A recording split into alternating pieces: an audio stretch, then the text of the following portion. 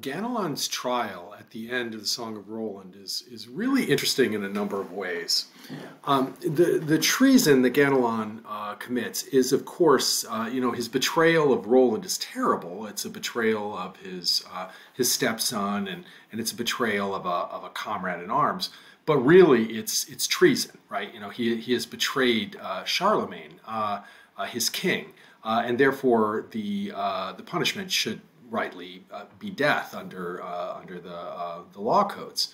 What's interesting about this is it brings up this whole context of trial by combat and what that means, and where the idea came from, and what's important about it. And so I just want to talk about that for a couple of minutes.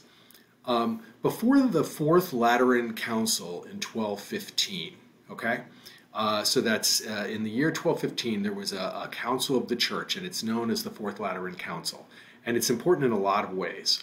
But two main things that happened at the Fourth Lateran Council matter to this particular discussion.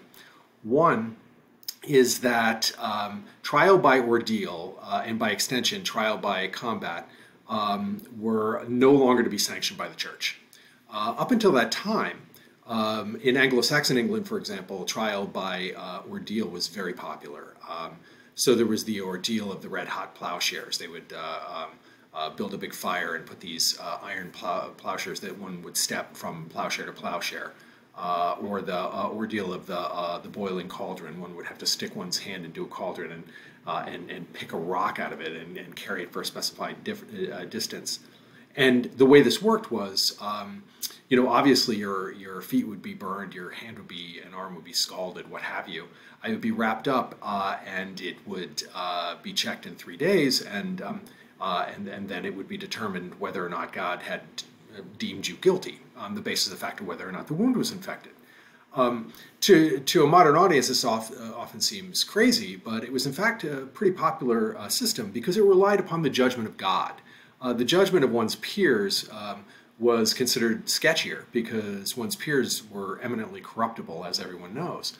And you can actually see this at the end of the Song of Roland. The Franks, they're going to let Ganelon get away with this. Roland's dead. Nothing's going to bring him back. This is only going to cause dissension and political problems. So he basically is going to walk until Thierry demands satisfaction in the form of trial by combat. The way that this works is that the person who wants satisfaction can demand trial by combat. This again draws upon the judgment of God, but it also speaks to this long Norse tradition. And this is important because, as you know, Roland was supposed to have been read to the Normans on the eve of the Battle of Hastings. And the Normans, the Norman French, they speak of dialect of French, but Duke William of Normandy is a descendant of Rollo the Dane.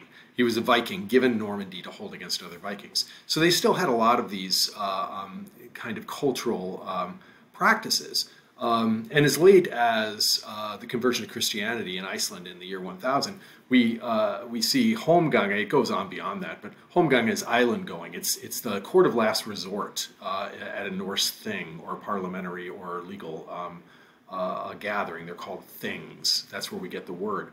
And so there was always this court of last resort of combat. And so there's this pagan idea and this ancient warrior ethos, but there was also this idea that the judgment of God comes into play with the trial by ordeal or the trial by combat. And so what's interesting about this is after 1215, there's this legal vacuum, and at least in theory, the death penalty in England, for example, there was a moratorium. Now, that's in theory. I'm not sure that it was always followed in practice, but that's because the judgment of man was suspect. But what also happens at the Fourth Lateran Council in 1215 is the sacrament of confession is deemed an obligation for all Christians at least once a year. And then confession rises up to be what's called the queen of proofs.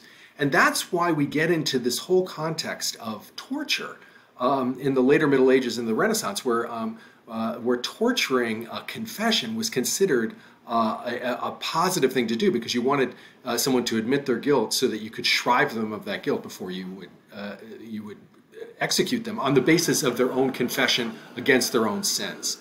So what's really interesting in this sequence at the end of Roland is we see this old system of oath-taking and compurgation, where you would swear something and then you would get a number of people, relatives or close friends, comrades, to swear that your oath was good.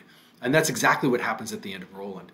But the flip side of this is, if God decides you're guilty and the champion of the accused is slain, then the oath taker and all of his fellow compurgators who were kind of oath supporters, they would all be executed. And that, of course, is what happens to Ganelon. So that's this interesting context of the judgment of God and trial by combat at the end of Roland relative to the treason of Ganelon.